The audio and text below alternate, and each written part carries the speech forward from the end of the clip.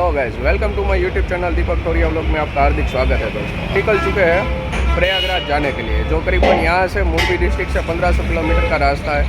अभी हम अहमदाबाद पहुँच चुके हैं।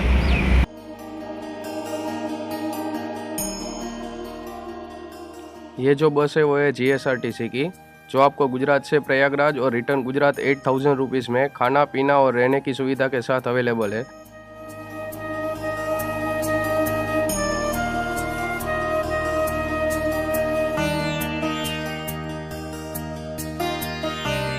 हम पहुंच चुके हैं उदयपुर के पास में, जहाँ पे ये होटल में हम दोपहर का खाने के लिए रुके हैं।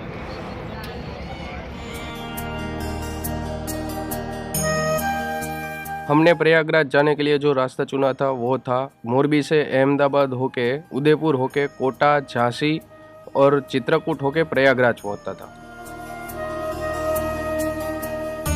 हमको ये सफ़र तय करने में करीबन 27 घंटा लगा। 27 घंटे के बाद हम मोरबी से डायरेक्ट प्रयागराज पहुंच चुके थे।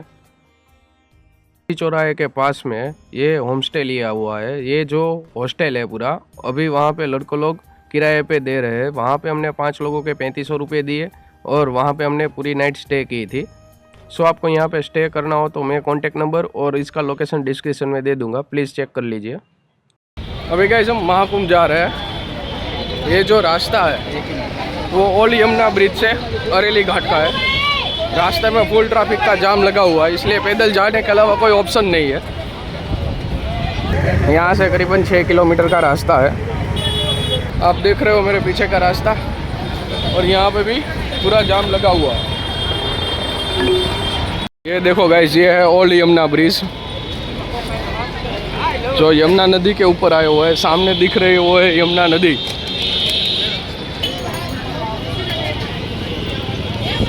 ये जो आपको सामने दिख रहा है वो है रुद्राक्ष द्वार। रुद्राक्ष द्वार के माध्यम से आप जाओगे अरेली घाट पे। ये गाइस यहाँ पे सेक्टर नंबर 24 और 25 आगे है, और ये सेक्टर नंबर 23 है, और सामने दिख रही है आपको यमुना नदी। आगे गाइस सामने की तरफ दिख रहा है वो है न्यू यमुना ब्रिज, जहाँ पे पूरी भीड़ लगी हुई है, पूरा जाम लगा हुआ है। आप देख सकते हो पूरा ब्रिज फुल है। यह है गाइस न्यू यमुना ब्रिज, जिसके नीचे से हम जा रहे हैं संगम घाट की ओर। ये है अरेली घाट, जहाँ पे त्रिवेणी संगम होता है। ये जो आपको दिख रही है वो यमुना जी है, उधर से आती है, और सामने से गंगा जी आती है। जो सामने वाला ब्रिज दिख रहा है बड़ी दूर पे, वहाँ से गंगा जी आती है, और ये जॉइंट होके होता है त्रिवेणी संगम। जो आपको भीड़ दिख रही है वो त्रिवेणी संगम के आसपास खड़े हुए भक्तों की भीड़ है, जो हमारी तरह वो भी महाकुंभ में आए हुए हैं। अभी उतना ट्रैफिक तो है नहीं, पर नहीं भी ऐसा भी नहीं कह सकते, थोड़ी बहुत भीड़ है। हमने ये बोट लिया है, ये 8 लोगों के बीच में 10,000 का बोट पड़ा है। अगली घाट से त्रिवेणी संगम तक ये बोट ले जाएगा। ये जो आपको दिख रही है वो है यमुना नदी। सामने जो दिख रहा है वो है न्यू यमुना ब्रिज। कैसा लग रहा है?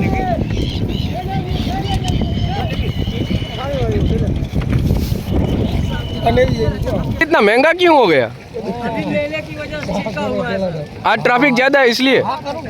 कल तो 500 लगे, परसों को कल तो पर रेट 500 चल रहा था ना। अरे वो किससे कितना ले ले करके हम लोग क्या कर सकते हैं। आपको यहाँ पे सब कितना मिलता है? ये सब बात करने के बाद 700 रुपए 500 रुपये आपको मिल, दिन भर में 700 मिलता है।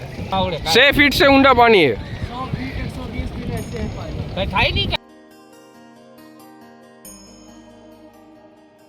ये बोट के जरिए हम पहुंचेंगे त्रिवेणी संगम के पास। त्रिवेणी संगम यानी कि गंगा, यमुना और सरस्वती का संगम। सरस्वती यहाँ पे दिखाई नहीं देती, वो लुप्त है।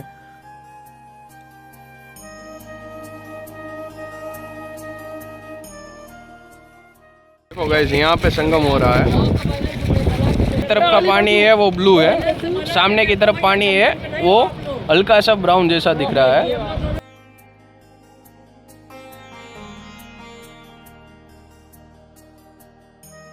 ये सामने जो दिख रहा है वही संगम है। देखो मेरी तरफ वाला पानी पूरा ब्राउन हो चुका है, हम गंगा जी में आ चुके हैं। सामने जो है वो है यमुना जी, सामने की तरफ यमुना जी है। और अभी हम हैं गंगा जी के ऊपर।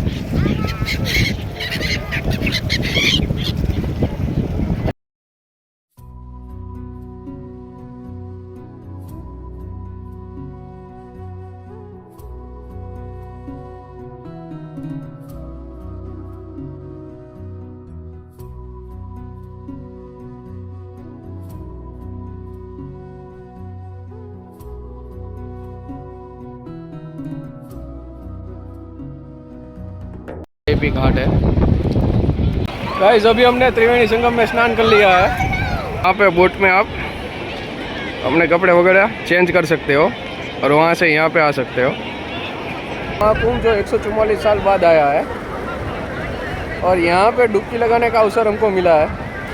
हर हर गंगे, जय माँ गंगे।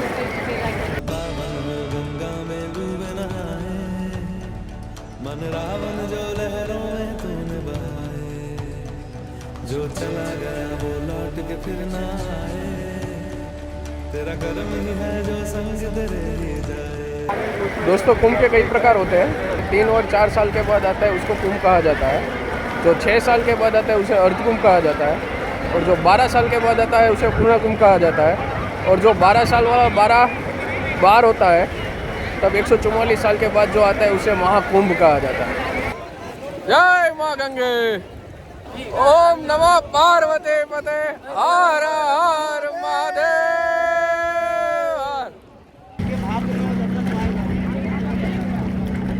अगर आप बोट के जरिए त्रिवेणी संगम के पास जाओगे तो यहाँ से करीबन 2 से 3 घंटे का समय लगने वाला है। आपको घाट के पास से लेके बोट त्रिवेणी संगम तक पहुँचाएगी और वहाँ से रिटर्न लाएगी। यह है गाइस शिवालिका पार्क जो सेक्टर नंबर 23 में है। यहाँ पे आपको 12 ज्योतिर्लिंग के दर्शन होंगे। अभी गाइस हम हैं पीपा ब्रिज पे। यह है पीपा ब्रिज 28 और ये जो आप देख रहे हो यह है गंगा जी नदी। और ये पीपा ब्रिज झांसी और अरेली दोनों संगम को ज्वाइंट करता हुआ ये रास्ता है जहाँ से आप पैदल जा सकते हो। हम जा रहे हैं अब झूसी की तरफ। जो सामने दिख रहा है वो है झूसी झांसी और इधर पीछे है वो है अरेली घाट जहाँ पे हमने संगम में स्नान किया था। अभी हम ये पीपा ब्रिज क्रॉस करके झूसी की तरफ आ चुके हैं। जो सामने दिख रहा है वो है झूसी और इधर जो दूर वाइट कलर का दिख रहा है वो ओवरब्रिज है गंगा जी के नदी के ऊपर का। और ये सब सेक्टर है, वहाँ से लेके वहाँ तक सब सेक्टर है। यह है गाइस झूसी संगम घाट। यहाँ से सेक्टर 10 से लेके सेक्टर 22 तक यहाँ पे सब आपको अखाड़ा, खाने पीने की सुविधा, हर सुविधा इधर मिलने वाली है। ज़्यादातर अरेली घाट है वो वीवीआईपी घाट है और ये झूसी घाट है जहाँ पे महाकुंभ लगा हुआ है। ज़्यादातर मेला जैसा आपको यहीं पे देखने को मिलेगा।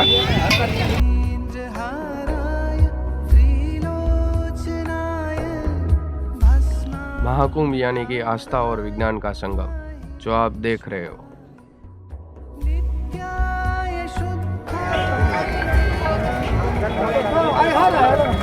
मैं सेक्टर नंबर 22 में।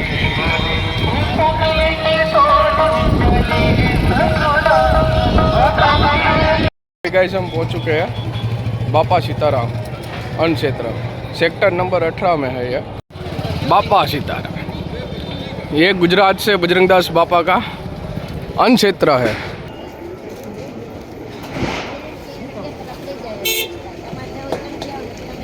पानी राम रोटी।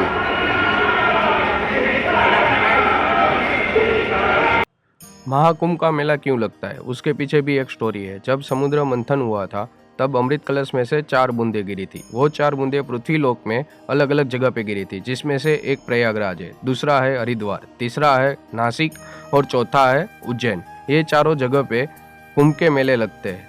इसी कुंभ के मेले के अंदर साधु संत कल्पवास के लिए यहाँ पे आते हैं।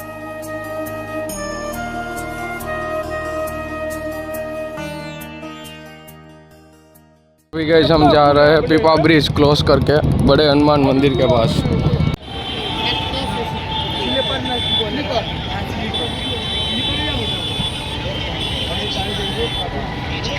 यह है गाइस बड़े हनुमान जी मंदिर जहाँ पे आपको हनुमान जी महाराज के लेटी हुई मूर्ति के दर्शन होने वाले हैं। यह है कश्यप द्वार, जहाँ से आप मेन संगम की तरफ जा सकते हो। इस यमुना न्यू ब्रिज जो सुबह आपको नीचे से दिखाया था, आज हम पैदल क्रॉस कर रहे हैं। और ये जो बहती हुई नदी, यह है यमुना नदी। क्योंकि अभी इतना जाम लगा हुआ है, कोई ऑटो नहीं मिल रहा है, नहीं कुछ, सो पैदल चलने के अलावा कोई ऑप्शन है नहीं।